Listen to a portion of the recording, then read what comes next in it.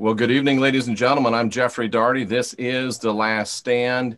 It's one of the Monday nights we've been waiting for. They all seem to be very exciting here lately, but we're very happy to be able to welcome Jason Rice with us tonight. Of course, my co-host and one of my great friends, Jay Campbell, is always with us, and you can see Jason there with a patriotic backdrop, and he's certainly much better dressed than we are. Gentlemen, so nice to have both of you here tonight. Jeffrey, you are the hostess with the mostest. We are esteemed and honored and privileged and humbled to have Jason with us tonight. Before Jason speaks, I just want everybody to know that I've had a couple of conversations with Jason. I actually did a Zoom interview with him and I about 2 weeks ago. And then I've had multiple conversations. And I was telling Jeffrey before we went on the show that Jason is one of the most real and humble people that I've ever spoken to. And I've spoken to a lot of people in the world. So whether he is completely insane, how would you say that? And he's just completely made all of this up. He's the nicest insane guy I've ever met in my life. So I don't think that he's insane, nor do I think he's made any of these up. But I wanted to say that he's just an amazingly humble person. With that said, Jason, welcome to the show, brother. I thank you both, Jay and Jeff, for having me on. I think the honor is mine to be here, to be able to serve in this way, to contribute towards the SSP puzzle and working towards full disclosure. So thank you both for having me and for being flexible to reschedule it from last week to this week. So hello to everybody out there that's watching, and thank you also for tuning in. Absolutely. It's our pleasure. Jay, fill in the great crowd we've got building here a little bit on Jason's background and Jason's work. Sure. So Jason kind of came into play on Gaia television with the show. Jason, what's the name of the show? My name blew up. Disclosure. Yeah, the Disclosure show on Gaia. And did an awesome job on the show. They gave him a lie detector test, did all kinds of stuff. And then subsequently, he's made some rounds. I know he's been on the guy, what's his name? Jimmy Church. And then he's also been on Joe from Carolina. I've watched both of his shows. He just comes on, and obviously he's part of this SSP program, the Secret Space program. We can talk a little bit about on the show. There's like a big debate in the community of people that are following this that he's a real insider and Corey Goode is a paid insider, and that a lot of these guys that supposedly were in the Secret Space program, like Randy Kramer, Corey Goode, the other couple of guys, their names are falling out of my mind right now. You can use them if you want, Jason, but they're technically like sponsored, right? Like they've signed non-disclosure agreements. Is that correct, Jason? I don't know if they've signed any NDAs or not, but the authorized portions or the sanctioned right of their stories. Right. Yeah. So their stories are sanctioned by the government, whatever that means. And Jason is not signed anything and is basically saying, and again, I don't want to steal his thunder. He's going to share a story, but he's essentially saying, look, I'm a true insider. I don't represent any factions of any government. You know, I worked for our military in the Secret Space program. But again, I'm going to let him share his story. He's very believable. In the interviews that he did with Joe from the Carolinas and then also with Jimmy Church, he just comes off as a very down-home, salt-of-the-earth dude who's essentially, you know, awakened to a past that, you know, he had technically, and again, I don't want to steal his thunder, wiped, which is what they do. They do age regression and memory wipes or whatever it is. Again, I don't know it as well as Jason does, and I'll let him explain it. But, you know, he's just essentially rediscovered, you know, what he was doing, and he wants to tell the world. And, you know, he's, again, a very humble guy. So am I getting that somewhat right? No, that sounded fantastic. That was absolutely on point. Awesome. So I mean, guys, everybody that's here tonight, we want to get through. We've compiled like 10 really awesome questions. Jason is going to answer the ones that he can. Some of them are very deep, and he obviously doesn't want to put himself or his family or anyone that he cares about in any kind of harm's way, so to speak. So if he doesn't answer some of the questions, please don't come at Jeff in the chat room saying he's fake or he's bogus or whatever, because obviously there's always questions that can't be answered. And again, for the ones that aren't answered, it's a personal choice why he doesn't answer them. But he is very open, very honest, again, extremely humble. And he's going to answer a lot of questions. And if you have watched his interviews, which I put on the Decoders of Truth 2 weeks ago, he does answer a lot of stuff. So it's pretty mind-blowing what he's already said. So, I mean, you know, I compiled the questions because I wanted to try to come up with stuff that he hasn't answered or that I haven't seen him answered yet. So If you are watching the show and you do have some questions that you feel like are compartmentalized to some of the questions that we bring up to Jason, please wait until we get to the end of the show. And as Jeff does a great job, he'll be monitoring the chat room. If something does come up that's highly relevant to what we're talking about, he will put it out there. Jason, do you feel like you'd like to give an opening statement or say something to kind of frame the discussion? Sure, certainly. Thank you, Jeff. Please feel free to do so. I would just say that the secret space program has a lot of dynamic and moving parts, and there are involvements from just about every country with a central bank across the globe. They don't all have their own fleets of ships or assets capable of traveling beyond the atmosphere, but just because they don't have their own fleet doesn't mean that they aren't involved. So my belief is that the more people we get involved in talking about this and asking legitimate questions, the closer and faster we're going to get to full disclosure, because no one person is more important than another person. And so there may be small pieces that somebody had read about or found a reference to years ago that may connect an entire string of data. But we really have to make sure that we are inclusive of those that are skeptics or critical or genuinely curious about asking different questions. I think that's ultimately how we're going to get there faster. Jason, I think that's very well stated. It's very easy to throw rocks and be exclusionary, but I think it's very commendable that you're encouraging us to be inclusive. And if from what you said, if I'm putting it together right, it sounds like this is the ultimate multinational corporation, or at least multinational cooperation. Yes, I would say that's a fantastic explanation of it. There are no borders as far as my understanding and my experience with the SSP. Those that have central banks and those that are involved in the SSP, they don't look at their borders as being something that's hindering their involvement and interactions. So it most definitely truly is a global program. Interesting. And Jason, that resonates with me so much, and we'll let Jay jump into our prepared questions after this. I was in the U.S. Air Force for 6 years, had a top secret security clearance, and was happy and I don't know if I'd use the word blessed, but fortunate to work with folks from many different military organizations. I'll never forget, we had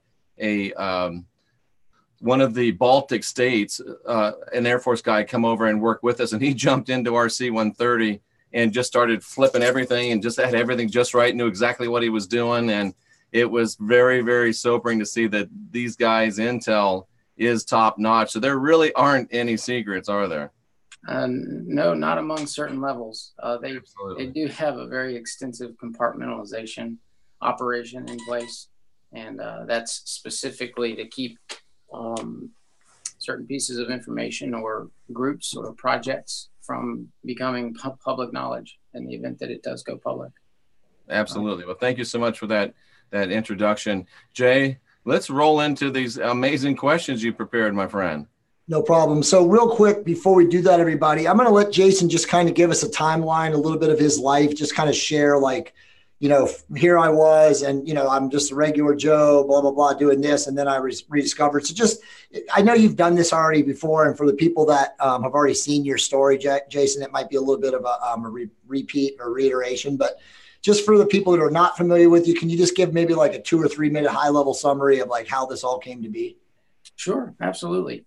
I started off almost overnight having a sudden urge or need to be involved in the military. And it was not something that I was against, but it was also something that I had not seen as a life goal of mine. That started in my early teens. I went through public high school. I had been awarded 2 separate scholarships. One was for engineering and another was for medicine.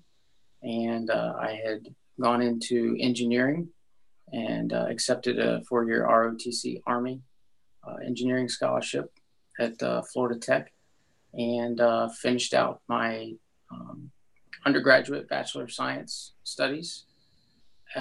2 years before I graduated, I started working up at Kennedy Space Center, first on the Air Force side, the Cape Canaveral Air Station side as a contractor.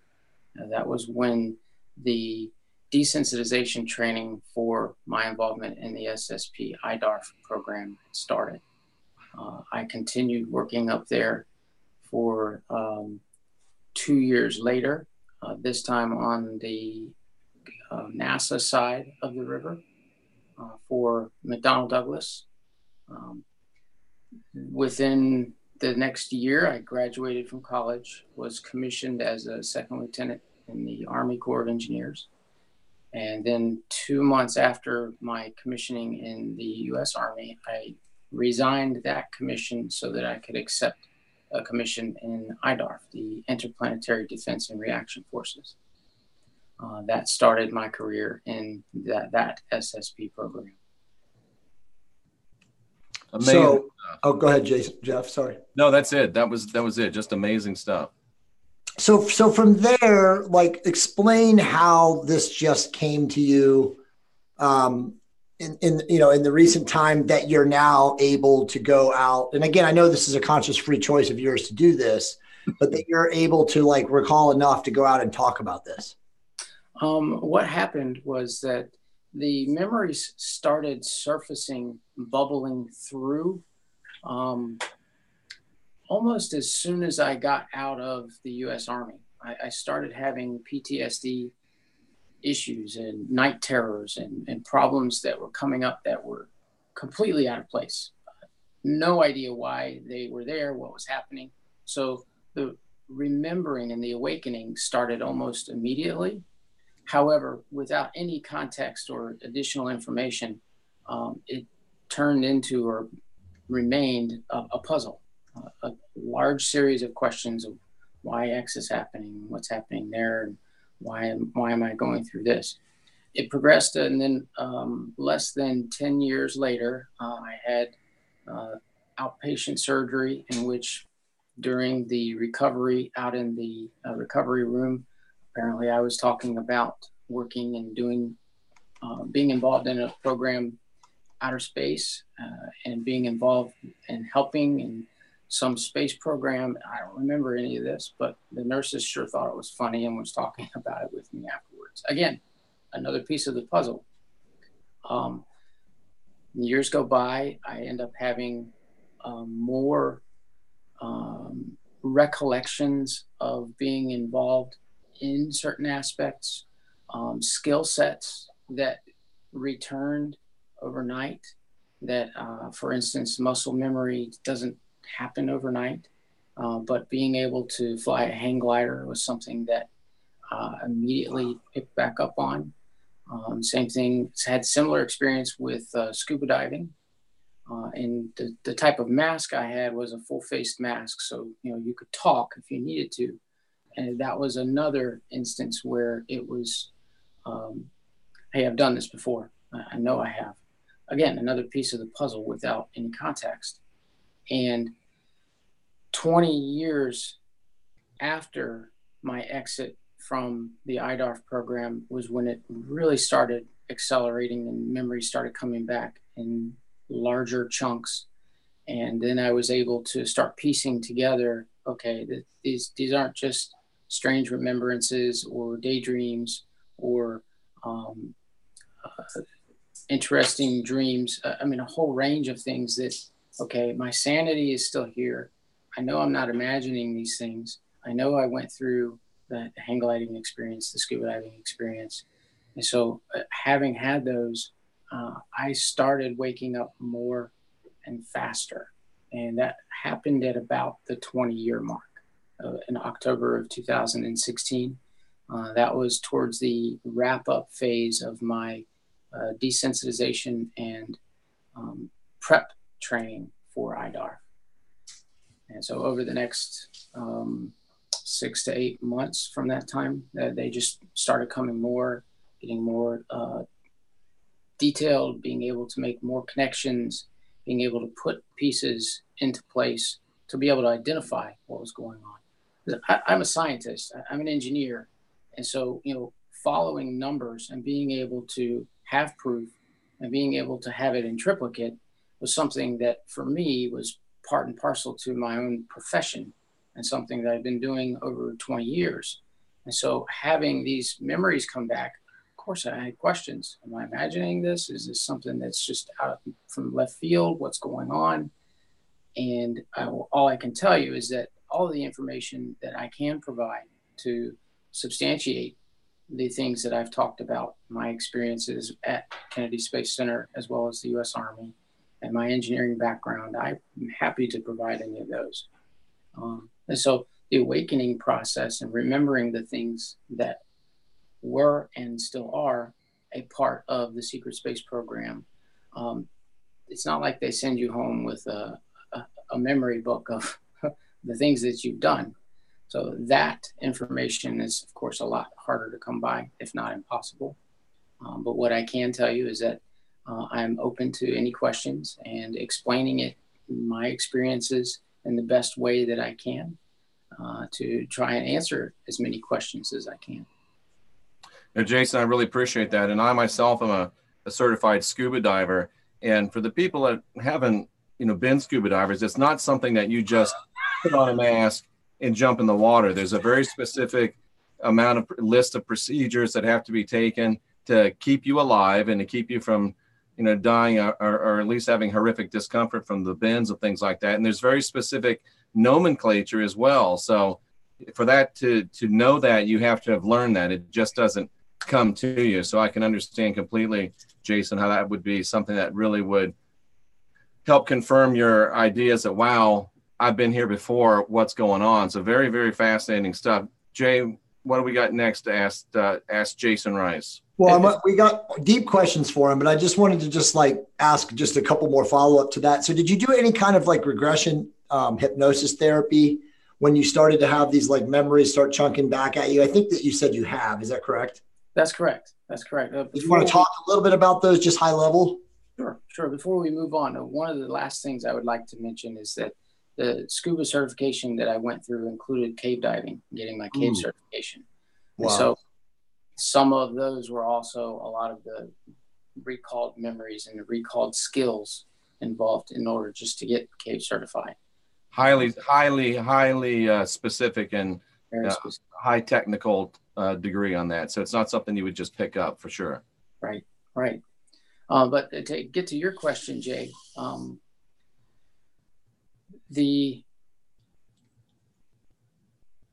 when I first started waking up, I was hell-bent for leather to find answers.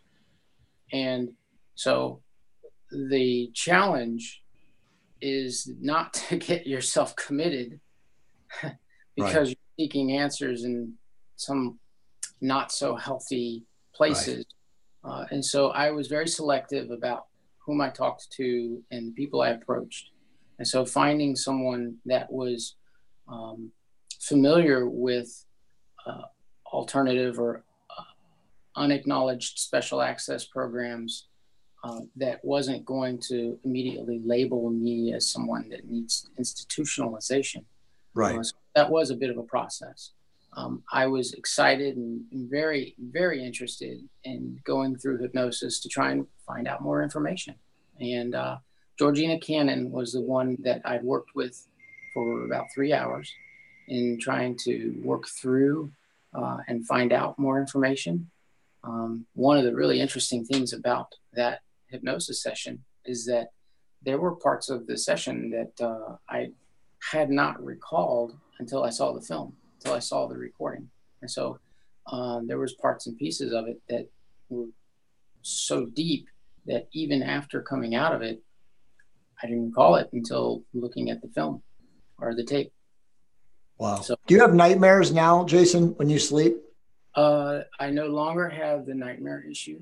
And for that, I'm very, very thankful of. I had a tremendous amount of guilt that I had to work through initially, simply because of the things that I'd been involved with. Even though I wasn't aware of the ultimate behind the scenes planning, there's still my own personal responsibility that I had to work through.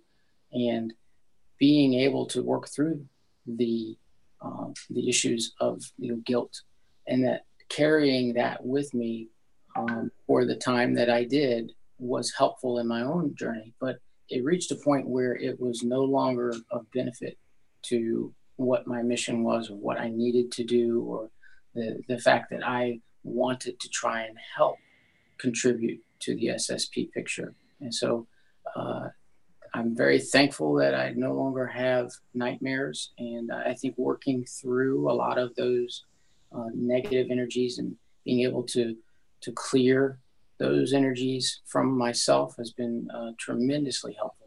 And I think a lot of people, I don't mean to cut you off, but I think a lot of people, and then we'll jump into the questions, because I find this fascinating, bro. I could go so many ways with this, but a lot of people watching this show, we try to consider ourselves spiritual folks, trying to elevate consciousness and awareness like you are too. And you and I have had some very in-depth conversations about this, but could you share maybe a couple of your, inner working, the details of your inner work that you've used to overcome, the nightmares and whatever else? Sure, absolutely.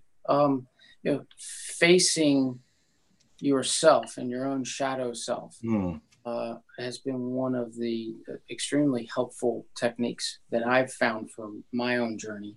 And that being honest with yourself is something that you have to be. Because if you're running from your own lies to yourself, then you're not going to be able to make that next step.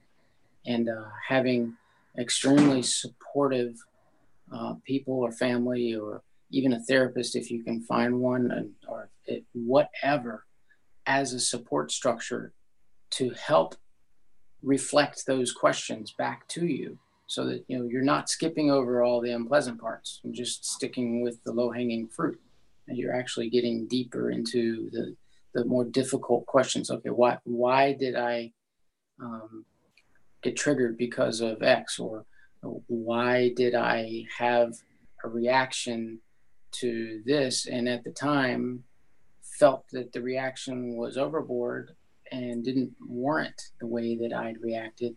Those questions, I think, are what's crucial, is self-honesty, not just with others, but with yourself. Great advice. Yeah, amazing. Do you meditate? I think you told me that you do, correct? I do.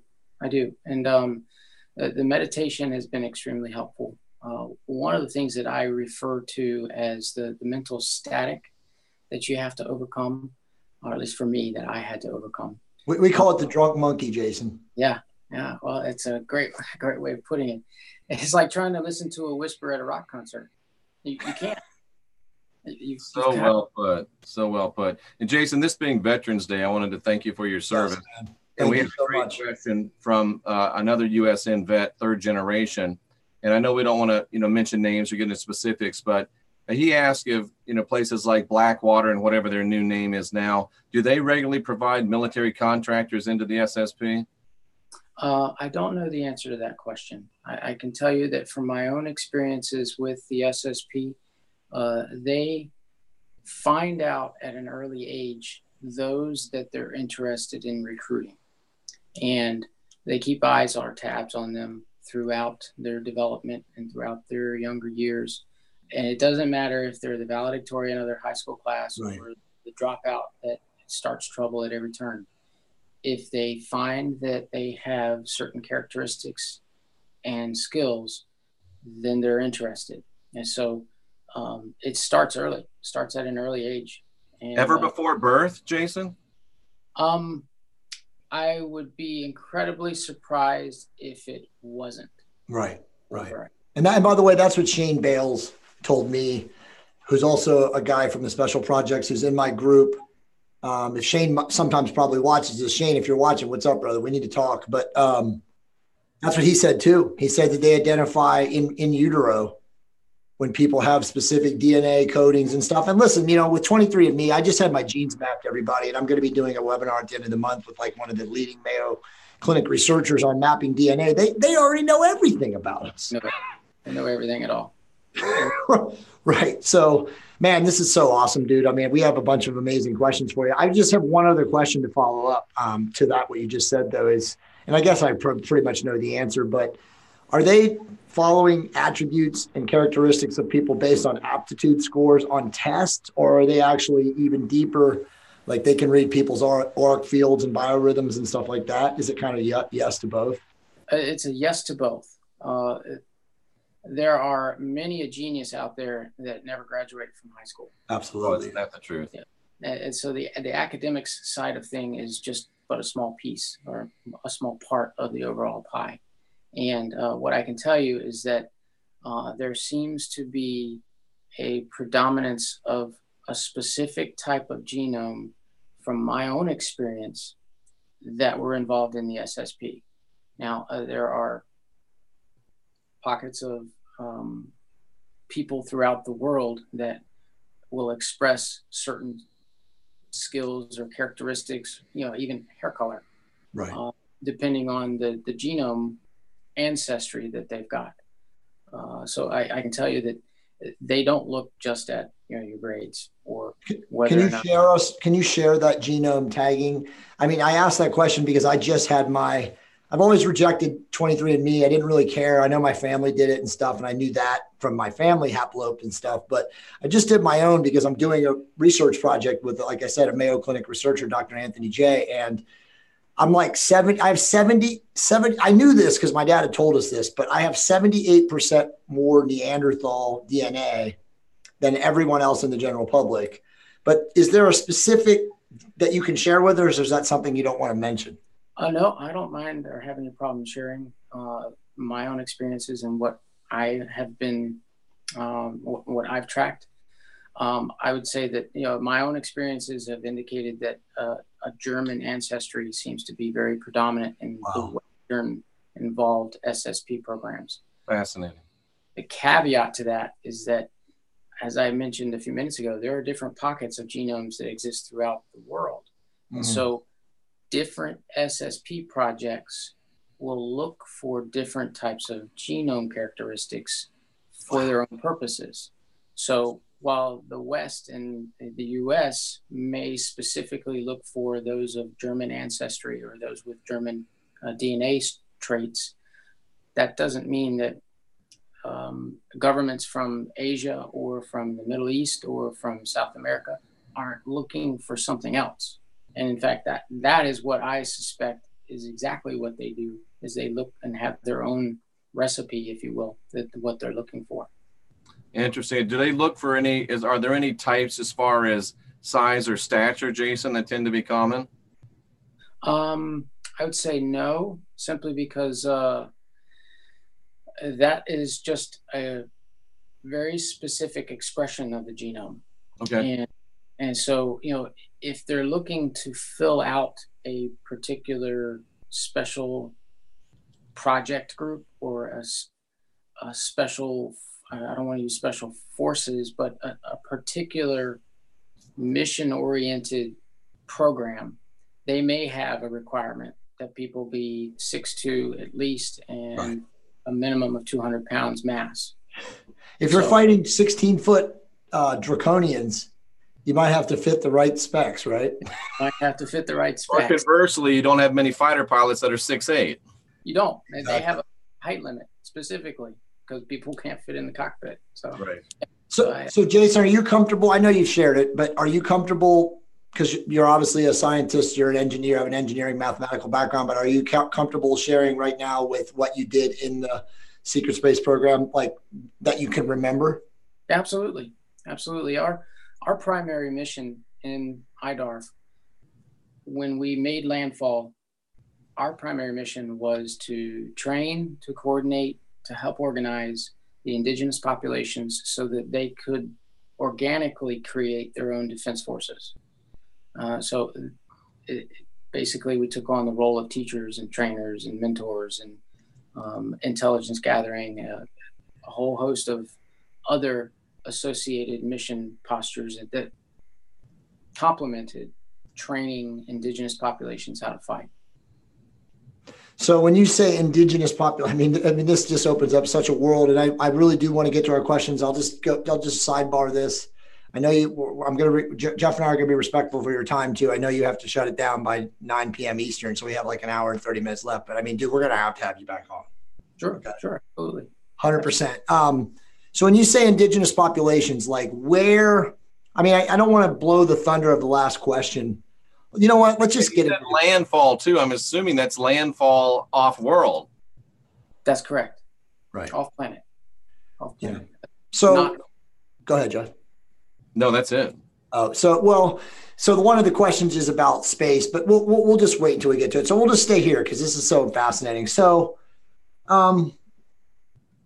how long do you think the secret space program? Because again, and I don't want to, for people that haven't watched, Jason's been very open about this. He worked with the Dark Fleet, which Jeff is familiar with the Dark Fleet because we've read Michael Sala's books and David Wilcock's stuff. And, they talk about the Dark Fleet. They talk about the German secret space program, how the Germans allied with, the so-called reptilians and the Nordics and all this stuff that happened after World War II. Also, Joseph Patrick Farrell has written some really awesome books on that. I've read them all. But am I correct in saying that you were part of the Dark Fleet as pure recollection? That's correct. The Dark Fleet has been, I think, a common use term that because there hadn't been a lot of information available, we called it IDARF, Interplanetary Defense and Reaction Forces. That is almost certainly what people are referring to. Now, there are different aspects of the Mars German space fleet. The IDARF and their mission is just one of them.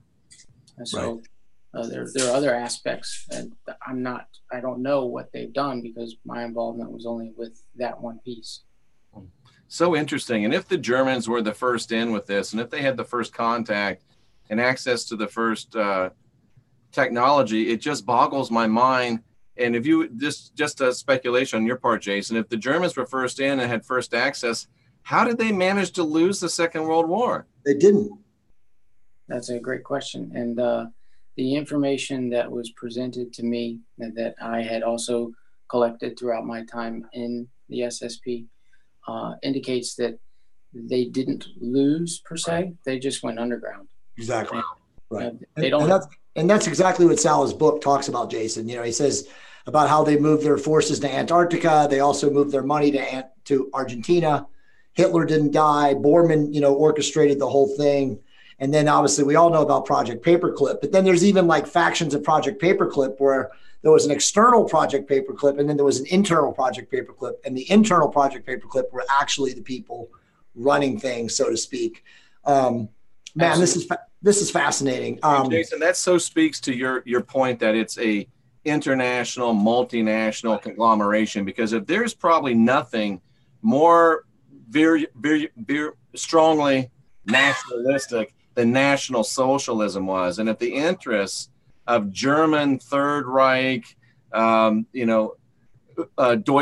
über alles, if that type of fervor can be sublimated into the greater good of a SS, boy, does that speak to how powerful this really is.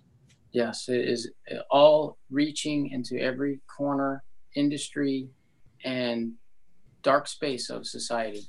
And in fact, we can get into some of the initial gains by what were then the Antarctic Germans from the global cabal in order to move beyond World War II into an era of post-World War II production and advanced in technology and moving on. Essentially, they infiltrated all the top Fortune 500 companies. Right. Oh.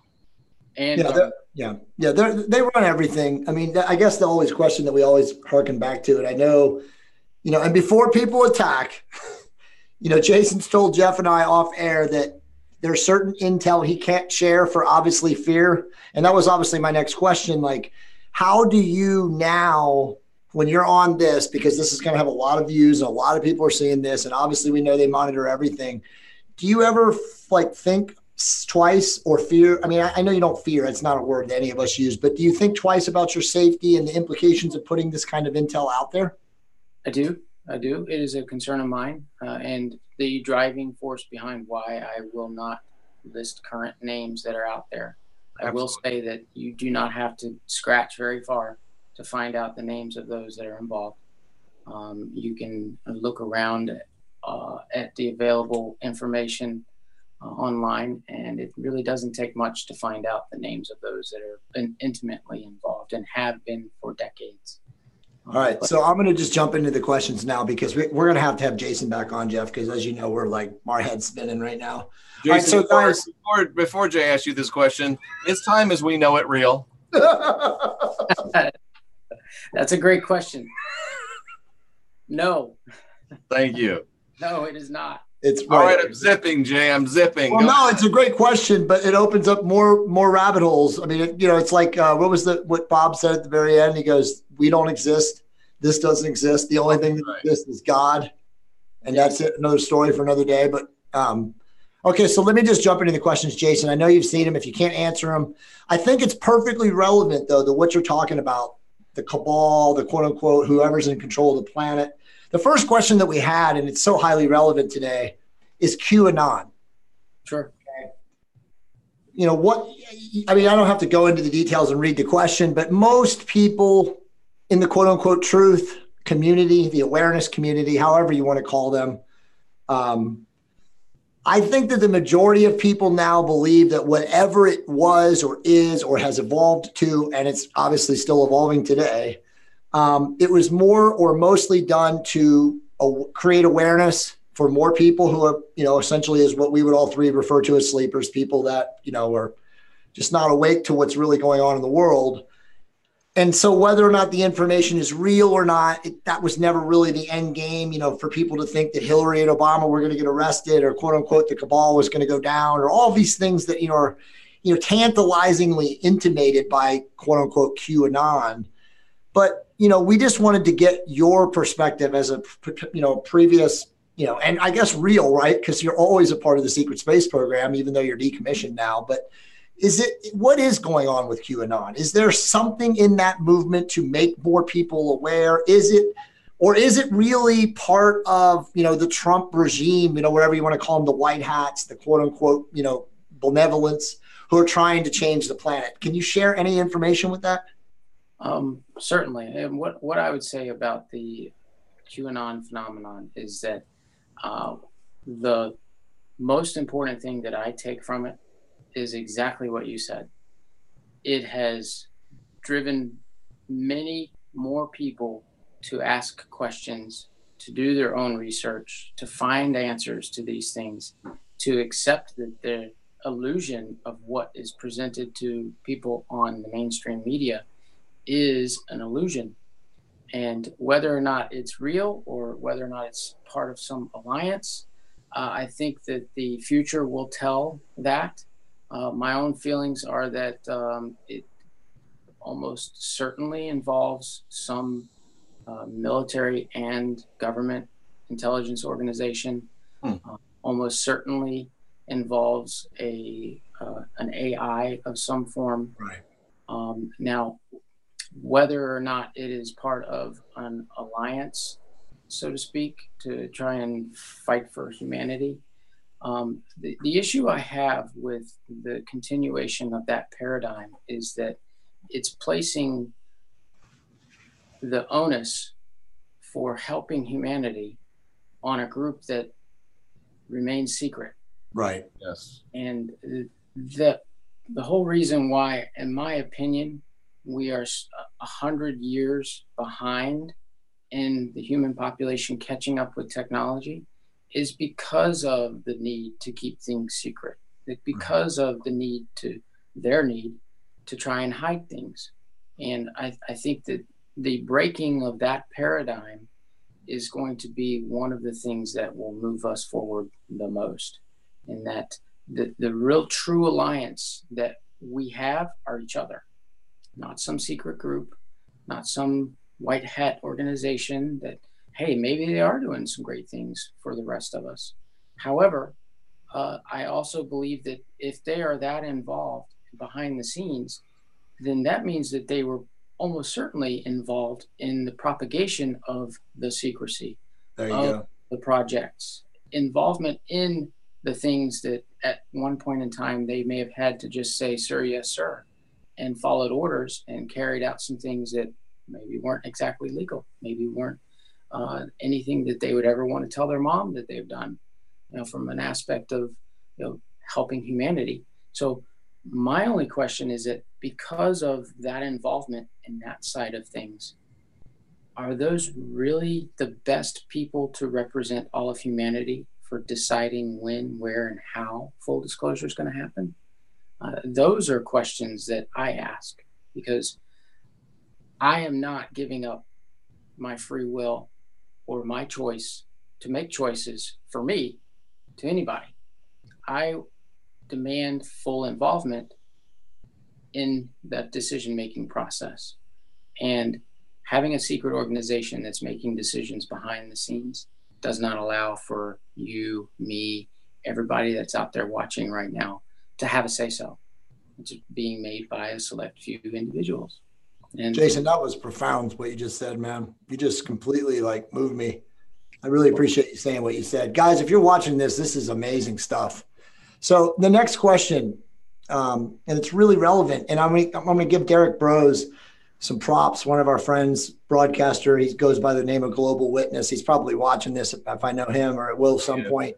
He always says, Jason, to echo what you just said, that whoever is, quote unquote, behind the cabal or the ruling class, the political leaders, when he talks about, is Trump, representative of the quote unquote good guys, and his perfect analogy is Trump is the cabal replacing the cabal. Do you think that is somewhat relevant to what really is going on, and that there really is no good or bad? It's just like the ruling class, and the ruling class stays the same until, as you said, we finally unite collectively through awareness and through our elevation of our consciousness to change all of this? Well, my jury is still out on that. I can tell you that I have seen a lot of great positive movements to ending corruption. I agree on that.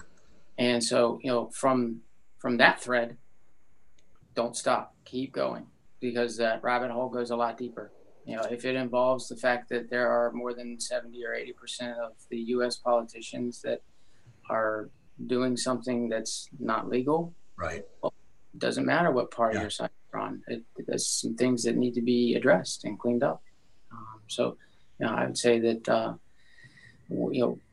moving forward, we've made some good starts. And, the extreme polarization in the political arena right now, the silver lining that I see, again, gets back to the same thing with QAnon, is driving and motivating people to find out more information on their own, whether or not you believe in it or you don't. People on both sides of the political spectrum are now going through their own due diligence process to find out more information. What happened 100 years ago? What really happened behind World War I or World War II? Who really funded the Civil War or the War for Independence? Those kinds of questions, because this goes back the long game in their since mind. The beginning. Yeah. So let me ask you a question then relevant to that before I get to the next question that Og Tells asks. It's a great question. So most of us right now in the quote unquote awareness truth community, this is all of us, we see it, and I know it's never like this, but we try to see it, or not try to see it, because try is a weak word, but we observe it as Trump represents the good guys and Hillary and Obama and the globalists represent the bad guys. Is it possible, in your opinion, in very esteemed opinion, because you've been in that side of the world, behind the scenes, so to speak, is it possible that all of that is actually just an illusion that they want us to see? There's always that possibility.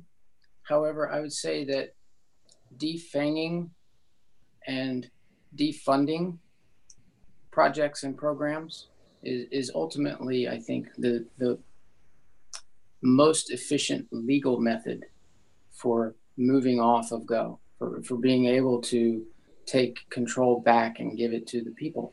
And so is it a possibility that it's just an illusion? Of course.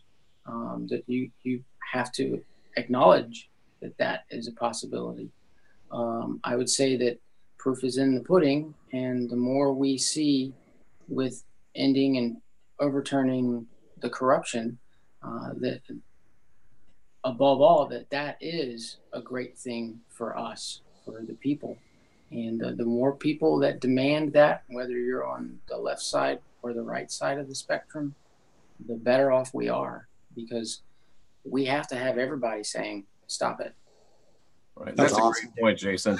And I'm an old guy, you know, and I've seen a lot of things happen. And I was involved in partisan politics for a long time. And I don't watch a lot of TV, but I happened to watch the press conference that President Trump gave the day after the midterm elections.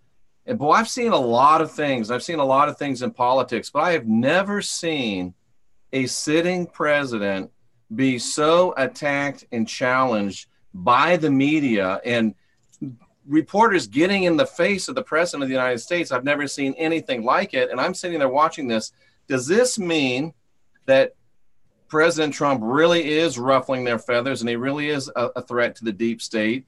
Or is it just grand theater that's designed to make people like us think that he's a potential savior? Jason, I know it's all speculation, but what are your thoughts on that?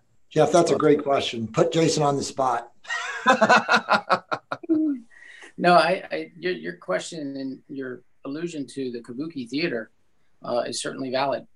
I would say that people don't spend tens of millions of dollars on things that they're not passionate about, or things that they don't have a vested interest in.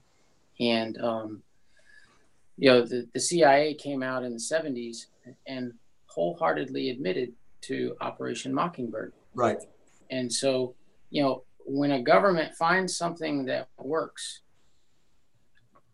they don't stop doing it just because they were caught. Right. Exactly. All it means is that it's pushed underground or into a black op, or done something, moved in such a way that it doesn't have the oversight and can't be seen by the light of day. And so the mainstream media, all you have to do is look at across the entire spectrum, their talking points, the words that they use. Right. The exact same phrases that are used. To be able to see, well, either there are some extremely psychic people that work for all the mainstream media, or it's being coordinated.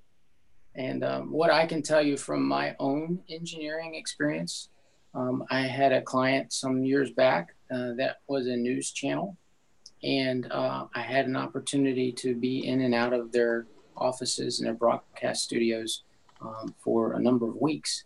And I can tell you that the 4 a.m. faxes, of course, they're emails now, but that is a real thing.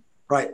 There's no question. There's no question. The editor showed up at 3:30 in the morning every single day so that they could be there to receive that 4 a.m. fax. And that's not just some conspiracy that people are throwing around there.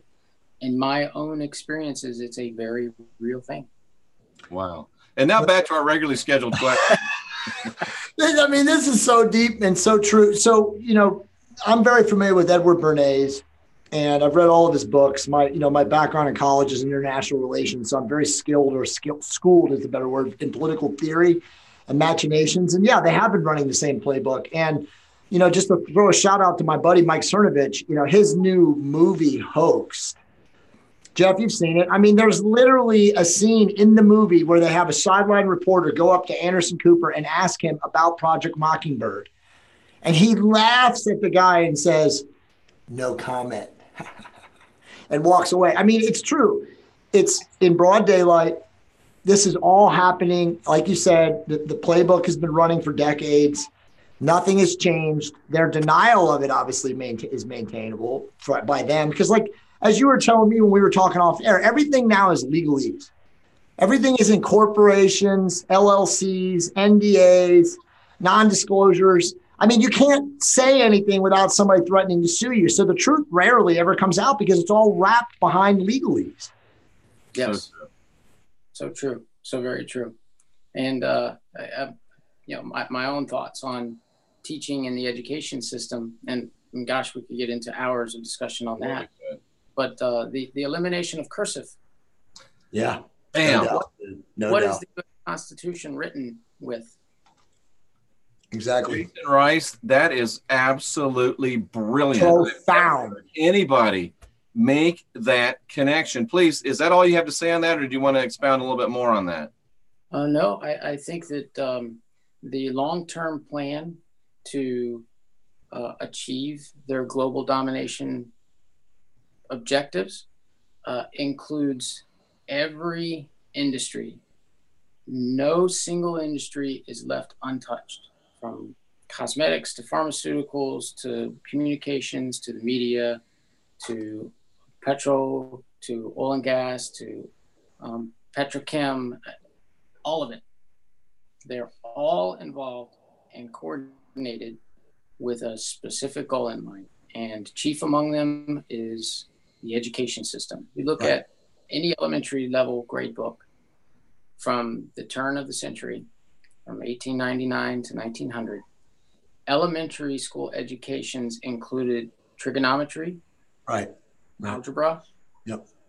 Do you see that in any of the current elementary level grade or books? No. Jason, they don't even teach. I have a 10 and 8-year-old right now, and they don't even teach pre-1990 history to any of these kids anymore. There's no knowledge. These kids don't understand anything about the Vietnam War.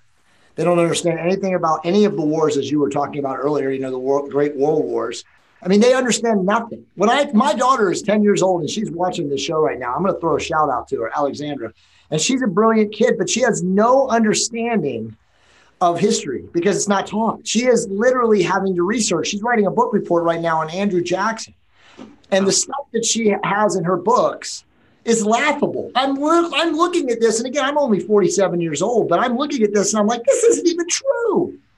They've made everything politically correct. Yep. Jason, what you said is so profound, because if you stop teaching cursive, it's not going to be very long before people will not be able to read the founding document of Jeffersonian democracy. And if you can't read it, you've got to depend on somebody else to tell you what it says. And the person that gets to tell you what it says is the person that gets to control your mind. That's a brilliant. Guys, most people can't read now. Most people can't read now. They would prefer to watch a video or listen to an audiobook rather than read. But cursive specifically, that's just brilliant. Yeah, it's amazing. You look at the British Accreditation Registry, in other words, the bar, and the documentation that the bar certifications, as well as the paperwork that they push forth. It's amazing. What's that written in? Yeah, it's written in cursive, isn't it? So you've got to have an interpreter just to read your own language. And so literally lawyers just manipulate the laws for financial system, the legal system, the founding documents. Wow. So you look, in order to be a bar registered attorney, you've got to agree to a whole host of terms, and included among them, eventually, I am convinced, if we don't stop it, will be the, hey, this is essentially censorship at a legal level for the production and generation and expounding on legal information. You can't read a document. Well, now you've got to go to an attorney to read it for you. Yeah, exactly. And pay them. And then the whole system continues. Yeah. Crazy. Another question from a veteran. And what happens? No, please go ahead. Finish, Jason.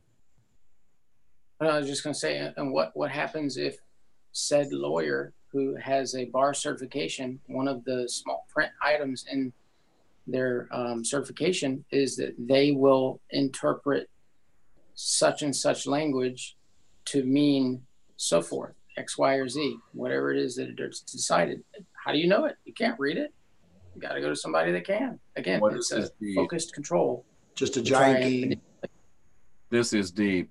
Would you speculate on whether or not many major corporations have black magicians or remote influencers on their payroll?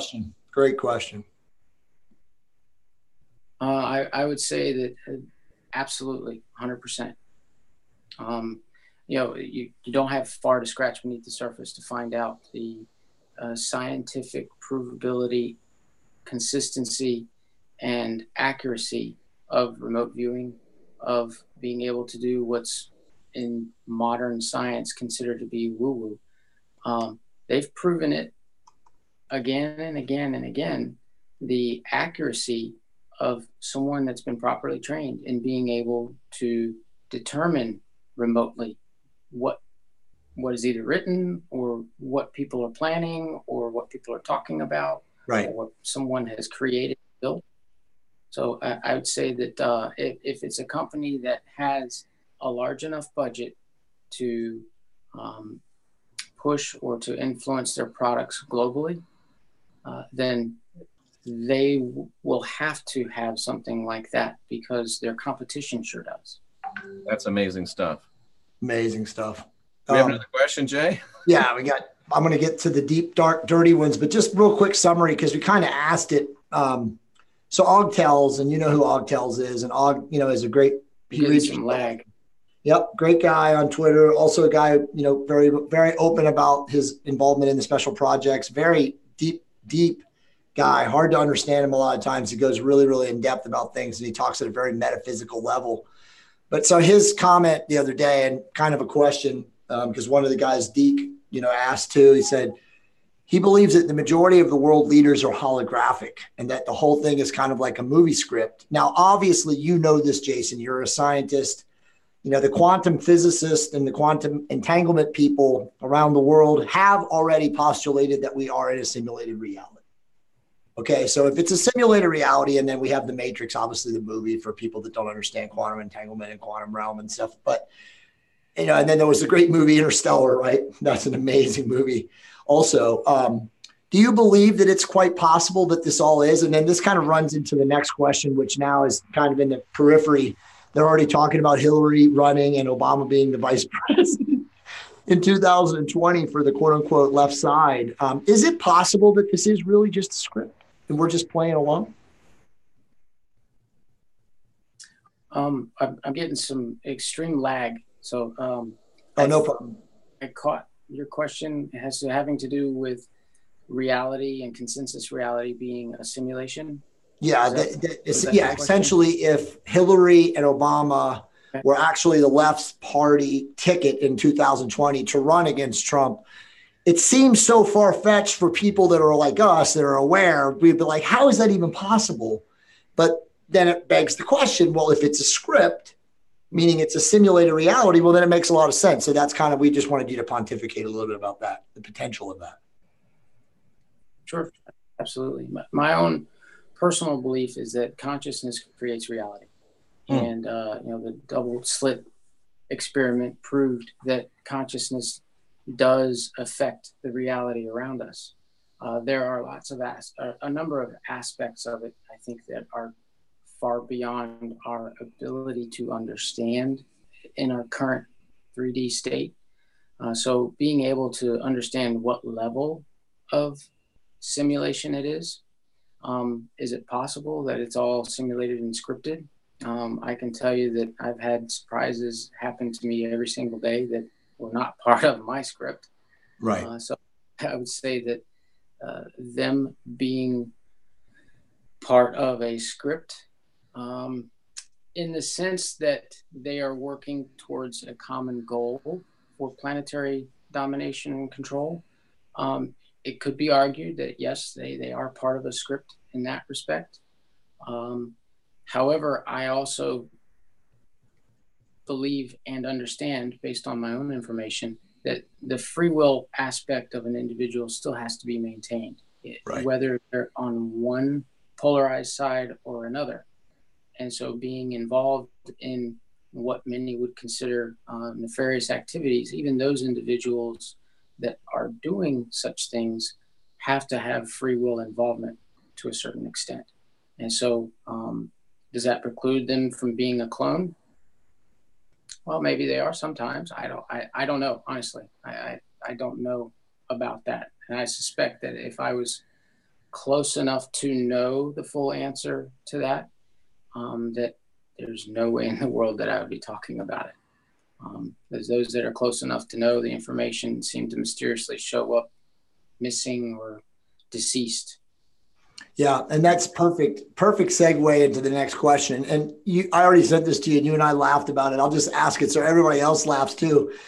One of the very smart people that follow Jeff and I and help us with questions and stuff said, "Hey, you need to ask Jason if he's a clone." So, Jason, would you respond to that question? How do we know you're not a clone, bro? Absolutely.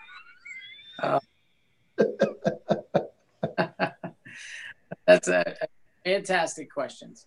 All I can tell By the way, it's not just me. A couple of people have said that you look like a Mark Wahlberg clone. Jason is the highest conscious clone, by the way, of all time, if he is. But continue, Jason.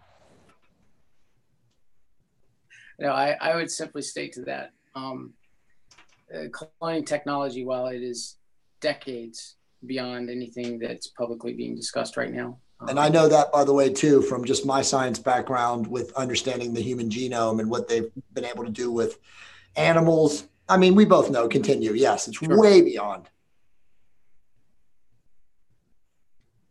Way beyond it. And I'll tell you, from my initial involvement in the SSP from the very beginning, part of the IDARF training regimen, the training protocols, were that at the end of the training period, our families had thought we were just going through normal military training through the time that we were being involved and trained for the SSP. We didn't have any contact with them. We had pre-printed and written out or signed some postcards during the very early stages of our training that would then be sent and forwarded to family members throughout the time of our training. But at the end of that training period, they informed us that our families had been notified that we had either been killed in action or died in an accident. And so the only way to get back was to continue moving forward. It was their version of Cortez is burning his own ships. Yes. Part of that lie included sending either a cloned replica of the soldier to be buried by their family. And they didn't do that every time. Sometimes they just sent back ashes. So the cloning technologies were at a point where they could completely recreate an absolute perfect facsimile of an individual back in 1997.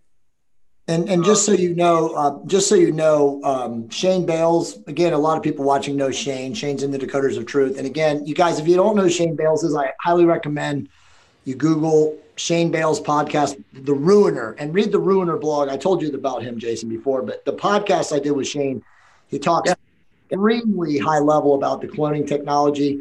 He also told me, and I shared this with you, Jason, that there is an underground city in North America, somewhere high in the North Midwest, it's a city of clone technology, and that it's an experiment, so to speak, of clones. But I agree 100% with you, what you just said, and I didn't want to cut you off, but we did have somebody that was recently on our show that said clones don't exist. So anyway, but continue. Your opinion on this. It's one thing to make a perfect replica of a person that's going to lie in a coffin. Do you think the technology is at the place where they could actually be animated and walk and talk and see, and it could be convincing enough to be accepted as that person? Oh, yeah. Yes. Wow. Thank you. Which is scary in and of itself. Yeah. I mean, it just stands to reason that they've had the technology and have already been using it, because I've said this on many occasions, Jason, and again, this is just my personal opinion. I want to get to your questions, but the Obama, whatever that was, who came into office in 2008 was not the same humanoid figure, whatever, meat modem avatar in 2016 when he left. It was not the same person. There were numerous times, I wish I could pull back, old recordings, and people can do it. It's easy to do it nowadays, but to look at who was when he was doing his acceptance speech and his campaigning in the trail in 2007 and 2008, and then look at that guy to the guy in 2016. I'm telling you, if you held a gun to my head, I would say that he definitely has clones. And it just, again, it's my opinion that they do this with a lot of elite political figures and also celebrities. And again, I've heard that from other people a lot smarter than me. Do you think that, based on your knowledge of cloning technology, that it's very real? It's a very real possibility? Absolutely. I would tell you that the occurrences where you have a public figure showing up supposedly at the same time in two geographic locations, the cover story given is that it's a body double on purpose for security or safety. It's a clone. I would be willing to bet good money if I was a betting person that it is indeed a clone. Jeff, remember when we were talking about Hillary 2 years ago? Remember, you guys all remember when she fell sick? Remember, she had a convulsion, and they covered it all up and said it wasn't a seizure, and she didn't have blah blah blah blah. And then literally, like the next day, there was a woman that came out, and they had pictures. It was all over Twitter, and it wasn't even Hillary, but she was saying that she was Hillary. Yeah, body double. Crazy, man. Yeah. Body double. Yeah. Saddam Hussein had a body double. In fact, they thought they'd captured him at one point. Turns out it was a body double. So you don't even know the difference. It's so crazy to think about this, Jeff and Jason. But there's body doubles and biological identical clones in the wild. That's correct. Wow. Okay, so one more question about cloning, because unless Jeff wants to ask it, because Jeff is fascinated by cloning. Shane told me that by the year 2006, it was either 2006 or 2007, they actually had the ability to, and this is really scary, but push a sovereign soul who was, sub 200, like low integrity, not in control of his sovereign being, not a person like us, out of the body and replace it with an actual AI consciousness. Do you believe that that's possible? That's a good question. In order to answer that honestly, I'd like to get a chance to think on it. Why don't we come back and answer that one the next time? Okay, awesome. You're coming back next week, dude. I respect that, Jason. Excellent. So we really think that some of these people that we see walking, talking, giving speeches, that they're clones? Yes, I do. You think so, Jason? Yeah, I do. Wow. The hard part's going to be which one are the clones and which ones are. I know. That's the sick part, man. Does a clone know that he or she is a clone? That's another great question. I mean, like the movie with Schwarzenegger where he started seeing himself and copies of himself, and he's like, "No, you're fake." And then the other guy was like, "No, you're fake." Yeah, it even goes back to the original Star Trek where Captain Kirk was split, and they both thought they were really Captain Kirk, and in a way, they both really were. And if there's any genetic basis to cloning, which, I'm not a scientist, but I think there is, are they not both really the person? And boy, the biological ramifications or something, not to even mention the spiritual or the spiritual implications are beyond, they're baffling. Yeah. All right, I'm gonna get into some hardcore. I mean, this has been so amazing, Jason. Again, dude, we're both, Jeff and I'll speak for Jeff. We're so humbled that you're here right now, because absolutely. I know Jeff didn't know that you were going to put on this kind of show, but I knew after I talked to you that you were like a legit dude. And I was like, if this guy's lying, he's the greatest liar in the history of mankind, because you're too honest and humble. And again, I won't speak about other people that claim to be from the secret space program, but no one has your humility, dude. And I'm not, trying to blow smoke up your ass. I'm being very honest and authentic with you. You are just amazingly humble. You're calm. You've clearly done a lot of inner work. Okay. I'm going to get really hardcore with you now. And I'm going to ask you the dark, dirty questions, which people, they want to answer. These are the questions that people. I'm still getting a lot of lag. Oh, sorry. I'm sorry. I said I was going to ask you, when I cut off, I said the dark, dirty questions. So we want to ask you the hard stuff now. Is that okay? I know you're open to answering anything, but some of this stuff is probably going to be a little disturbing for some people. Is that okay? Uh-oh. We got big lag. I dumped off my video, but I don't know if that's helping. Yeah, I'll drop mine too, man. I didn't even think about doing that. Hold on, Jason. There we go. Yeah, Jason, we just dropped off of our video to conserve bandwidth. But Jay, go ahead and ask your question, please. Yeah, I'm sorry if you didn't hear me. I was just saying this has been so phenomenal, and I sing your praises for doing this. You're, again, such a humble person. I believe this. I feel really strong about what you're saying to me. I have a really good BS meter. And like I told you when I first met you, I sense that you're an honest, guy. But these are the hard questions I'm going to ask right now. And I think some of these are probably kind of disturbing, but I know you're, the kind of authentic dude to answer them. So if I ask you a question that you feel like might put you or your loved ones in harm's way, just say, look, Jay, I can't answer that. Is that cool? Sure. Okay. Sure. Absolutely. Okay, cool. I think we might be getting hit by the dark forces right now. They're trying to slam the transmission. Okay, so I know you can't. And this is the fourth consecutive time that something like this has happened. So so they're well, there you go, guys. You want proof? There's your proof. But guess what? It's recording, so you never know. So I know you can't answer this question, but I'm just going to put it in a big picture and spin it. As far as who runs the secret space program, there's rumors that select people, and I won't even name their names. I mean, this is already on Facebook, so they can read them. But is there anything about the secret space program that you can share as far as like a coordinated, effort? Is it? I mean, one of the questions is about the reptilians, but is it? Is the secret space program run by humans by themselves or not? I'd say parts of it are. There are aspects of it that involve others, whether they're extra dimensional or extraterrestrial. That's a great question. Every country that participates in the SSP compartmentalizes their own efforts and their own contributions to it. So while a person may be at the top of the figurative tree in one country's SSP, they will not have information on the tree next door because of compartmentalization. You still there? Yeah. No, we can hear you for sure. You're still there. You're good. Keep talking. So I would say that individuals that are in charge of it, there aren't any single. There you are. There aren't any single individuals. There are a group of them that run a country's SSP program, and they are not responsible for aspects of an SSP program in another country, so to speak. There are lots of parts and pieces involved from different pieces, different places, different countries. Does that answer your question? I think so. Jeff, do you have a follow-up to that?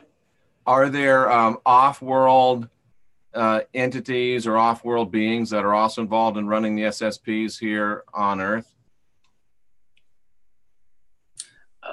I don't know from firsthand experience because that was not part of the compartment that I was involved in. Although that being the case, I would say from my experience and from the information I did have access to, yes, there are outside involvements in the SSP, the Earth SSP program, just like there are outside involvements in the Mars German SSP program. Excellent. Do we have allies, global, or we have global allies, Germany and Russia, things like that. Do we also have interplanetary allies? We do, simply because if you're going to visit someone that is not in this neighborhood, then the chances are you're either doing it clandestinely, in which case there's no need for their involvement. If you're doing it openly, their ability to get into space themselves requires that for mutual protection, you have some type of an agreement with them so that, you don't have a friendly fire episode or somebody mistaking you for someone else and killing off a crew of 1,000. So from a strictly logical perspective on it, they would have to have some type of treaty or agreement or arrangement with other spacefaring civilizations just to protect their own peanut.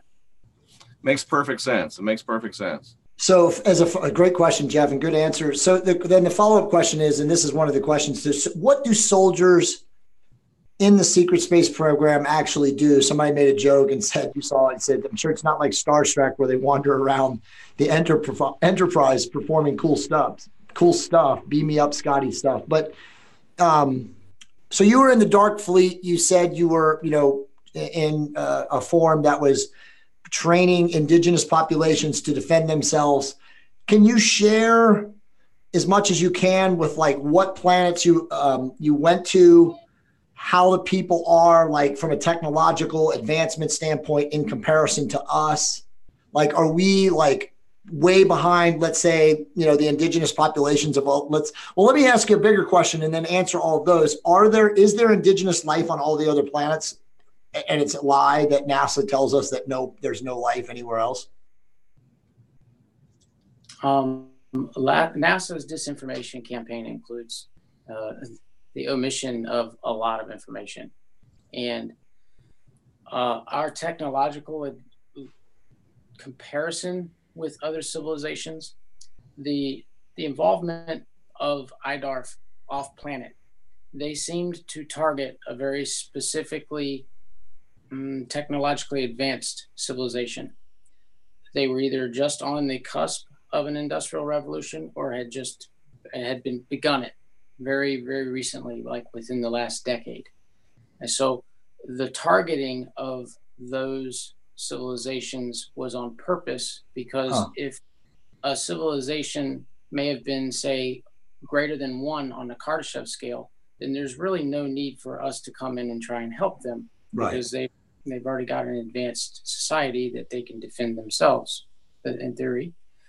So looking at a Kardashev scale of like a 0.5 or like a 0.7, something where they're not in space yet, they're not at the jet age, but they are controllable or manipulatable in the sense that they're going to see all the toys we have, and of course they're going to want to either incorporate it or obtain it or use it for their own protection. In this case, there are a wide range of civilizations out there. I think the latest estimate was that in our galaxy alone, there are over 40 million planets like Earth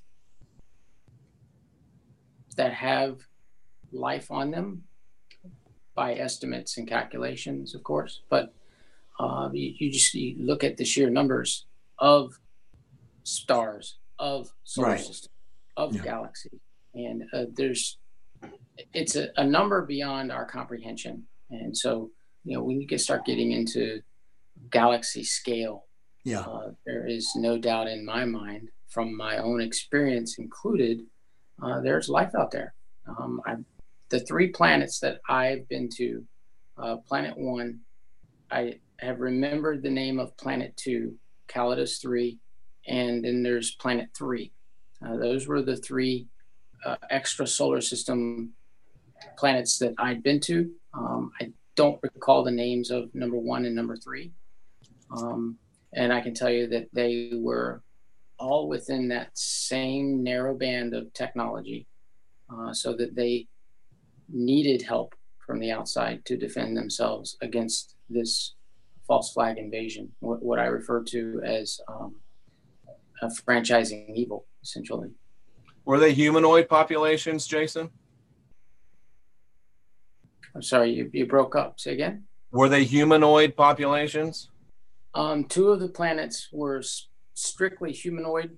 The 3rd planet had humanoids. They had a cyclopean type, a single eye, humanoid in every other respect. And they also had an insectoid race that all shared the same planet. And that was the planet that, in my own experiences, had the largest problems with trying to unite them. So those indigenous people were hostile towards each other, I would assume. On that 3rd planet, yes, they were. That was the only planet that I'd been to where they had a defense industry that was alive and thriving at the time of our arrival. The other 2 hadn't had any type of need for a defense industry or manufacturing weapons. The last war that they'd had on either of those 2 planets was in centuries past. So, like that, the two that you remember, were there like ecosystems, the biospheres, were they similar to planet Earth, where you guys didn't have to wear masks or apparatus to breathe? Did they have a similar atmosphere? I mean, how was that comparatively to Earth? That's a great question, and it seems to be one that comes up quite a bit. The human star pattern, if you will, seems to be a typical blueprint that's used in our logos a lot. And so the two planets that had specifically just humanoids, very similar to Earth, their oxygen, nitrogen content in the atmosphere was very similar. They did not seem to have as much of a variety of life forms. There were fewer varieties on those two planets, but they did have just humanoids, no other alien or alternative species that were there as well. Were there languages similar to our language, or totally different? It was very different. I wish that I could remember the extent of the languages. We learned their languages before planetfall. And so that, obviously we needed to be able to interact with the people we were training.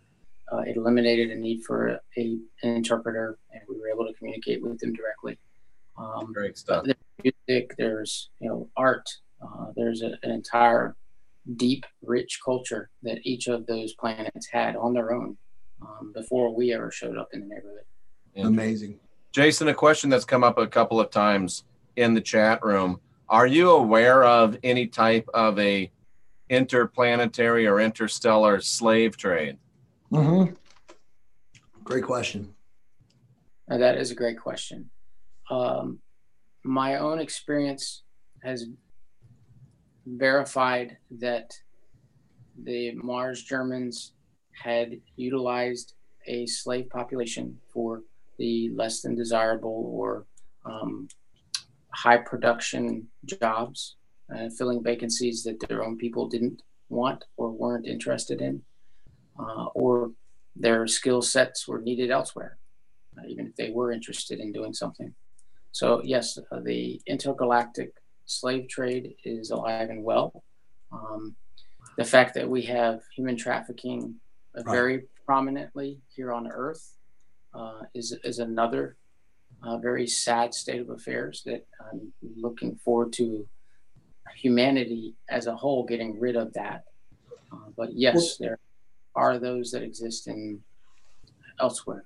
Jason, Jeff and I have talked about this on our show before, but we know this statistically that there are 8 million children that go missing a year on the planet. 8 million a year that just gone. Now, who knows how many of those people come back? But I mean, if you did the math, and I remember Jeff and I did this one time weekly, but, and then Michael Salla talks about they have a gigantic, what do they call it? Like in Antarctica, there are places where these people that are stolen, this trade, that's where it's like a middle house, and then they're off-worlded to wherever they go. Do you believe that the majority of these people that go missing are part of this galactic slave trade or sex, whatever they're doing? And is there a portion of it that's also for DNA harvesting?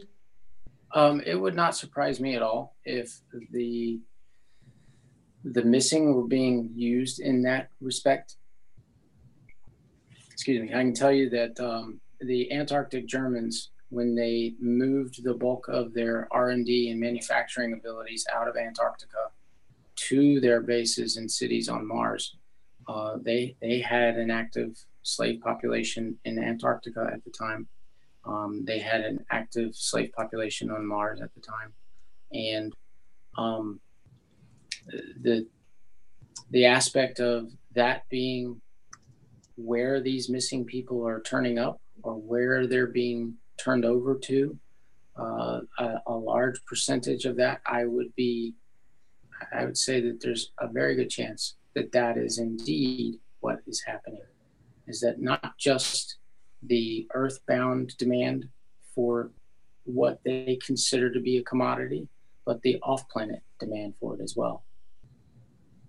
So what is that commodity in your opinion? Just the work? No, I said, what is that commodity in your opinion? Is it just, Jeff, we're getting hit by the darkies. We are. But do you think that the commodity is just the actual labor of the people themselves, or is it the actual biological emissions, the DNA? I mean, what do you think is the actual commodity, or is it multitude? There's multiple commodities. Having a independent worker instead of an AI is very useful on a number of fronts. And I'm not trying to sound callous when I say it like that, but from the aspect of how they view that particular asset, using it just for biological stock, or having that gene at their available for whatever their need is. That's one aspect of it. My own thoughts and interpretations are that that's not the primary reason, because they can go and collect DNA from somebody to replicate and do whatever they need to without having to take on the, in their minds, added burden of kidnapping somebody.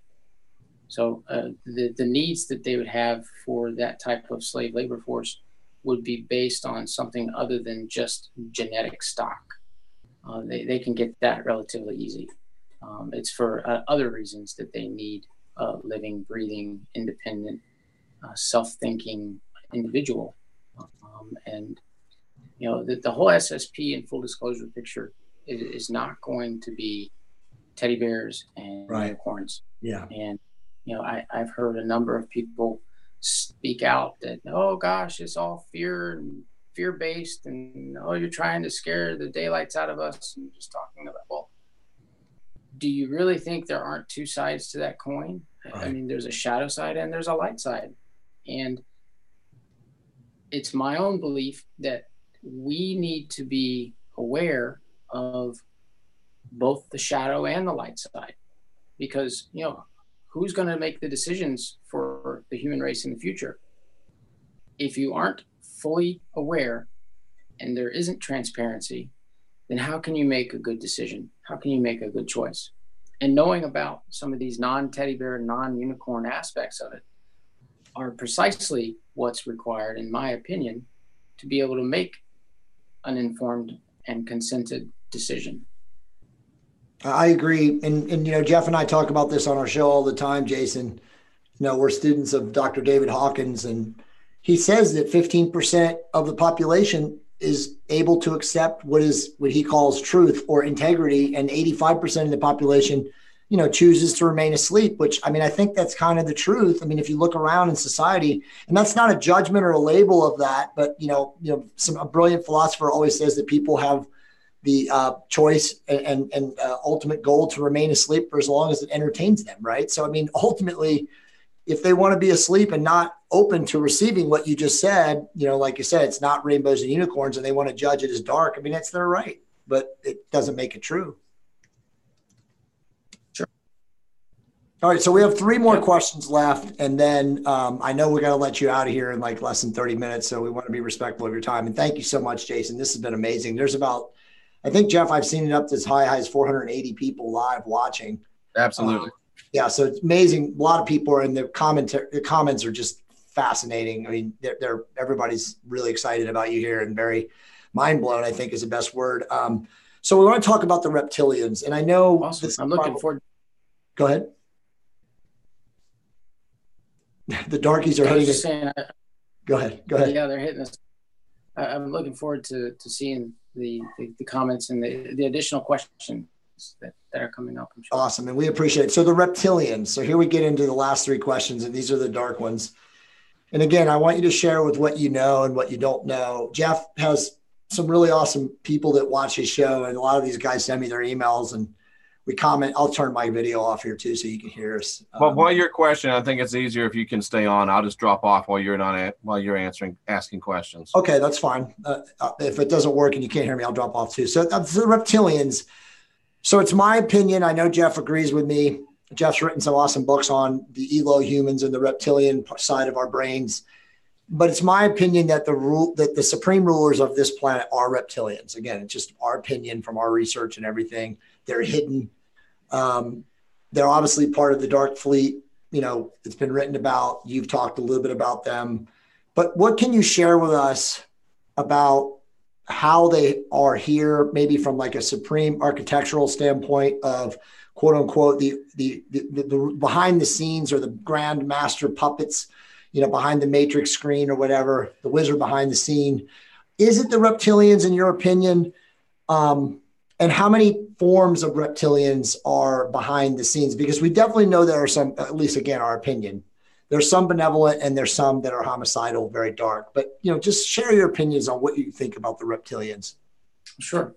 You know, there's been some translations of Sumerian texts which indicate that there was a demiurge that co-opted the use of archons, which are an extra dimensional entity, to act as their guiding and control for the demiurge to control beings, whether they're human or insectoid or draconian or reptilian, so that the hierarchy starts with the highest being a demiurge of some kind, controlling the archon, esoteric, extra dimensional. And I think this is a great time to mention this. The struggle that humanity is working through is every bit spiritual as it is physical. 100%. And so a lot of mainstream scientists will think that this woo-woo side of things really doesn't have a part to play. Again, it gets back to controlling reality through your consciousness. And if that's not what the conventional science would call magic, then I don't know what is. And so the spiritual side of things is as much a part of what we're struggling for our freedom for as any of the physical sides of it. So the archon control of the individuals could be argued that that is more on the spiritual or possession or influencing side of things. The control over both Earth as well as the Mars Germans breakaway civilization is heavily influenced through these other entities, the Draco specifically. And it can be argued that, well, they're just signed a contract with them. They're not really in bed with them. Well, you don't sign a contract with these groups without, so to speak, getting in bed with them.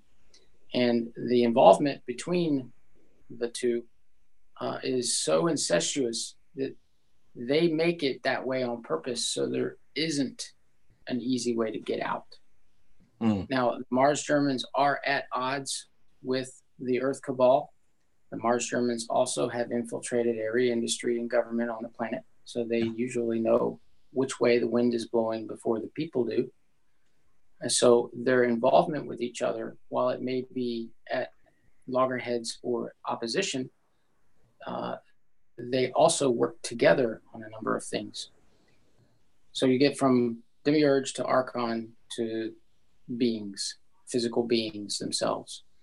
Now, the leadership of the cabal, think of it like this: once you're made that offer, you can't refuse, you can't get out. You're in it. And the consequences of doing such a thing are that it extends beyond just the physical. It extends beyond almost certainly this particular incarnation. And so their plans to try and obtain global control over Earth have been a long time in the making. Right. They've certainly got the long view of it, over 1,000 years. And what has happened in, say, a decade or two or even 100 years, they know that according to them, they're going to eventually be able to see their plans come to fruition because they're playing the long game, which is why the only way to counter that is for the people to stand up and refuse to accept that control paradigm anymore. You know, some people will argue that, you know, hey, they've held the reins and kept us moving along to get where we're at today. My answer to that is thank you for doing what you've done to this point, but it's time for a change. Yeah. Well said. So very well said, by the way. And Jeff and I are very, very big believers in the Gnostic Christianity principles. If I can ask you a little bit about, and I know this isn't your specialty, but you might know, I mean, you're kind of talking about the demiurge, which is Yaldabaoth in the Gnostic teachings, which also is known as Lucifer, whatever. There's so many different names. You know, we've been now, another person that represents the Great White Brotherhood, which is supposedly the ascended masters that are, you know, beyond us, trying to hold everything together, says that Lucifer is more of a thought form. If Yaldabaoth is the grand architect of evil, and the archons are these interdimensional, amoeboid, fractoid, whatever you want to call them, you know, possessors of human souls, or, you know, of people that you very accurately described, because I know Jeff and I agree too, that if you're sub 200 integrity, which means, again, you're dark, they can kind of walk in on you or kind of possess you or animate you in some way. But is it possible that this Yaldabaoth is, in the war in heaven religious context, the devil / Lucifer? Is that possible? Yeah, absolutely. The handicap that we're all working from is that a large portion of the majority of our history has been hidden from us. Oh yeah, absolutely.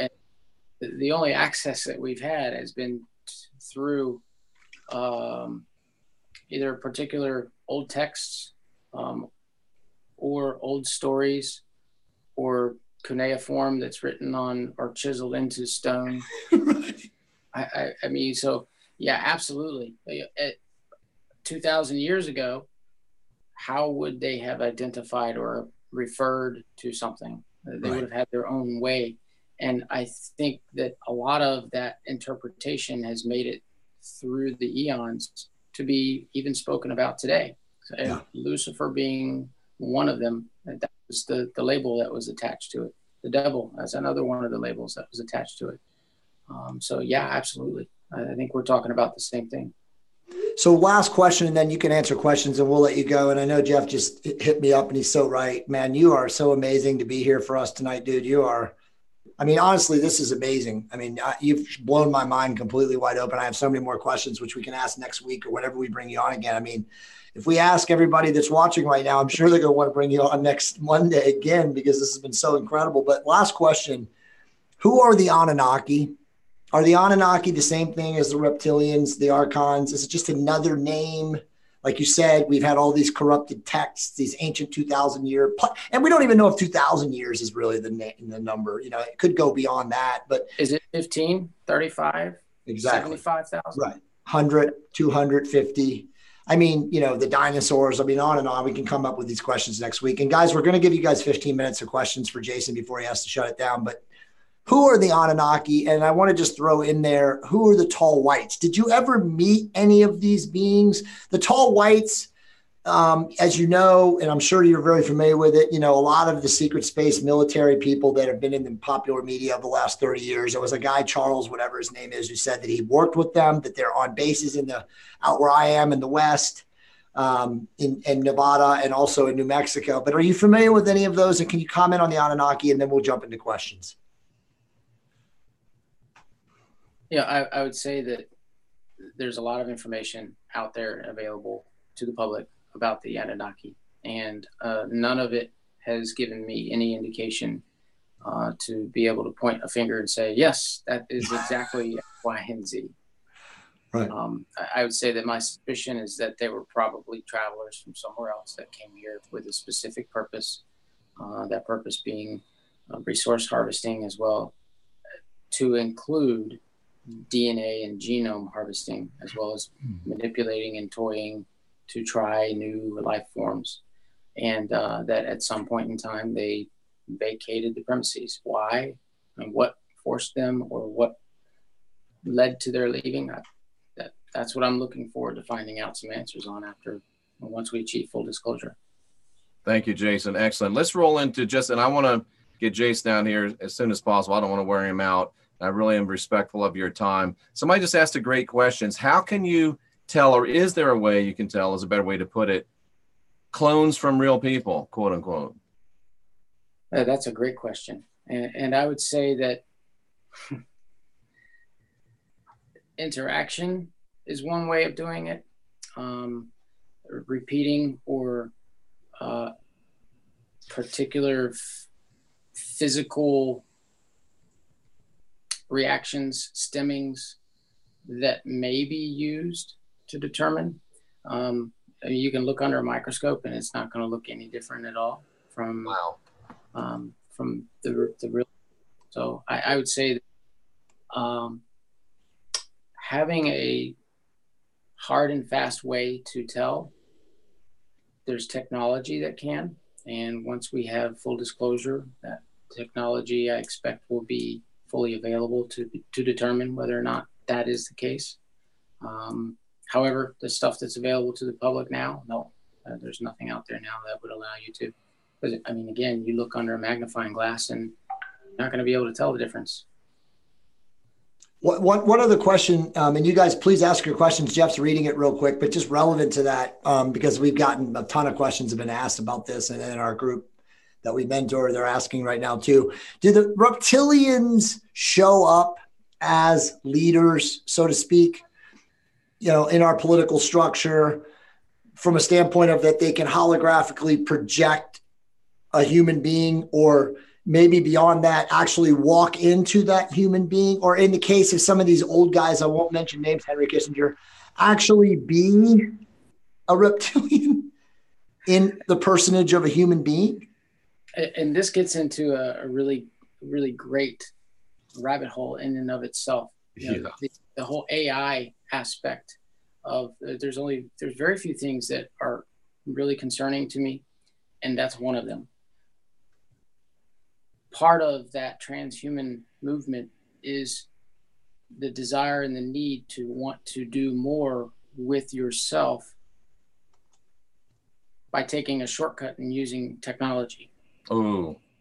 And so part of that technology includes external control of others, being able to stand in with someone.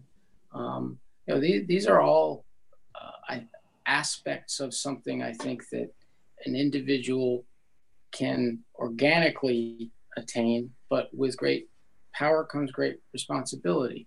And I think that the way that the laws of nature work are such that you're not going to have that option available until you're consciously ready to do it.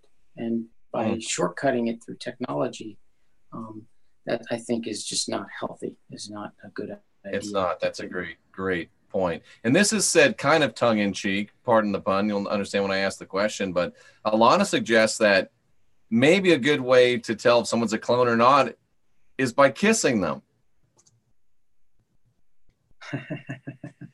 Good luck finding out. I don't know. Are the Pleiadians benevolent, Jason? I've had no experience with them. So okay, thank you. Do you think they're actually a real group of humanoid, interdimensional, or aliens? Do you think they exist, or is it just made up stories? Do you think that there are actually blue avian extraterrestrials? I think in the scope of how large the universe is, there is almost certainly a higher conscious, self-aware blue avian somewhere. Right, a bird-like being, yeah. Yeah, a bird-like being, whether they're blue or yellow or some other color. I would say that from the standpoint of our own involvement on other planets to go and quote-unquote help them, the true motivations, they weren't even known to us soldiers that were a part of the group. So the true motivations of anybody showing up to help you have to have your radar and lights on at all times. You know, look at what happened to the Native Americans when the Europeans showed up. Yeah, exactly. Yeah. So are there benevolent civilizations out there? Of course there are. Are they genuinely interested in unconditionally trying to help us? I am certain that there are some out there that are like that. However, we don't have any magic crystal ball or silver bullet to be able to say yes or no definitely to that question. And so I think being able to discern and look for actions that prove intent is what's going to be required ultimately. Jason, do you know of a great answer, by the way? Do you know from your training and your background of any so-called event that is truly going to come, you know, in the near future that's going to transform, you know, the consciousness levels of the great majority of people so that, you know, we do transcend this limiting, you know, negative integrity, you know, conscious scale down here where so many people are like below loving, peaceful, kind, or whatever, and, you know, just are in service to self. Do you think that that actually is going to happen? And were you ever told about an event like that happening or trained over something of that occurring? We never had any training or discussion of that during my experiences with IDARF or the SSP program.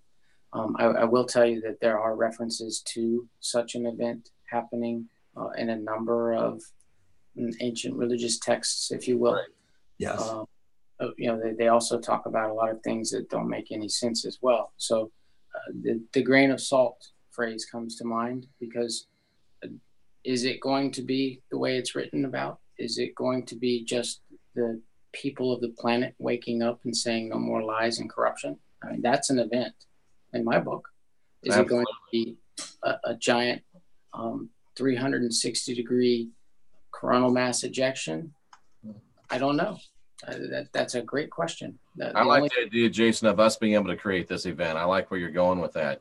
Mm-hmm. Speculate, if you will, on the possibilities.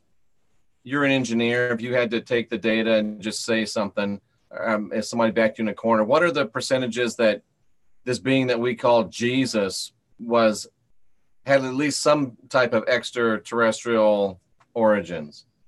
I think that it is almost 100% certain that there is something to that specifically. I agree. Very, very interesting stuff. Do you know any, or again, this is maybe, you know, your opinion, but do you know of any like really advanced consciousness, totally benevolent, you know, angelic galactic beings or races? You know, people talk about the Pleiadians and the Arcturians, and we hear all these different names bandied about, but do you know of any that, again, you encountered in your training or came upon in your travels? Excuse me. No, I had not come across those during my own experiences.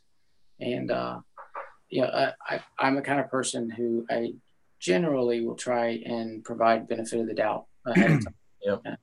Now, that doesn't mean that it's a naivete or a weakness to try and accept someone or something when they're first presented, because I think that, you know, that kind of compassion towards another of the acceptance to a certain degree before you have enough data points in their actions to show what their true intentions are. I imagine that there are a number of very benevolent ETs out there that are rooting for us 100%. However, my own thoughts and experiences are that the free will clause comes into play first and foremost from one end of the spectrum or the other. The whole reason why the false flag operations required us to get permission gets back to free will. The planetary populations had to give a permission for us to come in to help them, which gave permission for them to be subjugated, essentially. And so giving that type of permission is something that we really have to be aware of, and how much we do it ourselves with, you know, humanity and our civilization and consensus reality now. we're the ones that need to make sure that we take care of how we're going to grow. We're the ones that need to be responsible for making that happen. And in order to do that, we've got to have transparency. We've got to have disclosure. We need to have full awareness of everything that's going on, and which is why full disclosure is so crucial and key to our future growth. Jason, very well stated. I really appreciate your coming on with us tonight and you're spending so much time with us. Do you have any websites or contact information that you'd like to share with our audience? I would absolutely, and thank you for giving me the chance.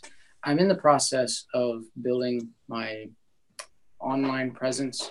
Again, I'll get back to my motivation for this and for coming forward has been to honor those that serve and to also honor those that didn't make it back. And so being able to discuss my experiences in the SSP and having others get involved in full disclosure is allowing me to be of service to those that serve and those that didn't make it back. Included amongst that is plans for a webpage. I didn't get into this to try and seek attention or to try and get clicks. So I had not pre-made, if you will, a webpage, and that process is ongoing currently. And so at some point, I'll have a webpage to be able to refer people to. I do have an OnStellar account and a Twitter account, and those I use quite a bit at the moment. And I'm looking forward to having an opportunity to put more information out through. Jason, what's your Twitter name? It is at Liberum H, Liberum H. Liberum hominis was already taken. Yeah, I'll share it, Jason, in the channel once you leave. Perfect. In the comments for everybody. But and by the way, Jeff and I definitely can offer our help to you if you need help in building pages. We have so many internet dorks that would do it for free, dude, just to help. Unless they just heard Jay call them internet dorks, and they won't. They're all internet dorks, but I love you guys deeply with my heart. But no, they're amazing. So we have them. We want to have you back, brother. Thanks so much for being here. It's been fantastic. We have so many people saying thank you to you. Thank you for your bravery. Thank you for your service. And on Veterans Day, I just want to echo that again. Thank you for your service to both the forces of this nation and the other forces that you are part of. I'm sure that whether you were fully aware of it or not, you were serving out of a pure heart and desire to be of help to beings. So we appreciate you for that. We do hope that you will come back soon. And we're going to go ahead and let you go. It's been too long. I apologize for keeping you so long, but we do really appreciate you so much. And we look forward to you continuing to fulfill your ongoing mission. And we thank you for taking time out of your life and stepping forward and putting yourself in the crosshairs to help so many others come to a place of understanding and to realize that we're not alone. And we do appreciate you so very much, Jason. Jason, amazing. Thank you. That's all I can say. And I certainly appreciate the opportunity to be here. Thank you to everyone out there that's watching this either live or from some point in the future for tuning in. Happy Veterans Day to you as well. And the honor is mine. And I sincerely appreciate that. Thank you. Jason, I'll reach out to you and set up another meeting like as soon as possible. I mean, this is awesome stuff. And I'm sure the audience alone is going to have so many questions. Sure. Jason, if you'll hold on just one second, I'd like to say goodbye to you personally. To the rest of you, thank you so much for being here. We do appreciate you.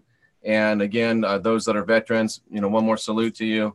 And thank you for your service. Take care, ladies and gentlemen, and we'll see you again next week.